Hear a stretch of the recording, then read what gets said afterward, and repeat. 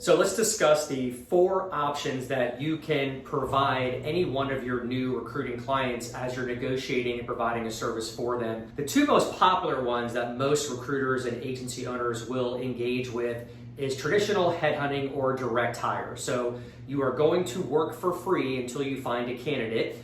You're going to negotiate a percentage of salary, typically between 20 and 30% of salary. You'll then place that candidate and you'll invoice most likely a net 30 invoice payment term, and that's when you'll get paid your 20 or 30% of salary. So the second most popular one is contingency staffing or contract staffing, the temp to hire model. Again, most popular, most recruiters will do this. You are working for free until you find a candidate. In this scenario, you're going to negotiate a contract hourly bill rate with your hiring manager and then pay your candidate a pay rate that is lesser than the bill rate, right? So the formula to come up with your net profit, or what I call spread, will be below this video.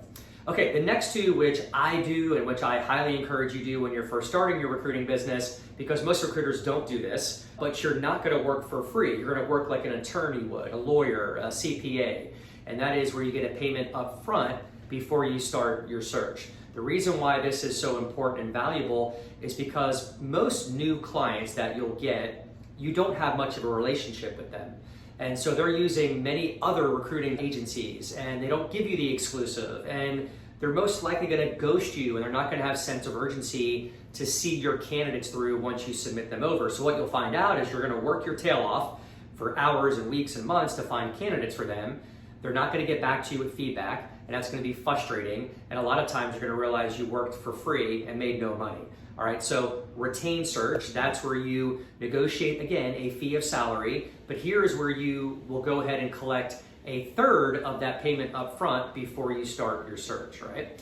And the second one that I love is called engage search. So a little more less advanced than retain search. If you're just starting out, a little bit of a softer pitch, easier to get. And that's where you just tell your manager, Mr. Manager, everything sounds great right here. I feel confident that I can find your project manager, your engineer, whatever it is. We will collect a payment of $1,500 or $2,500 up front. You can decide what that fee is going to be, by the way. But bottom line is, you're not looking to make a profit on this scenario. You tell the hiring manager, Mr. Manager, the best part about this is when we collect this $2,500 up front, it shows us that you're serious about us making this placement, that you have skin in the game.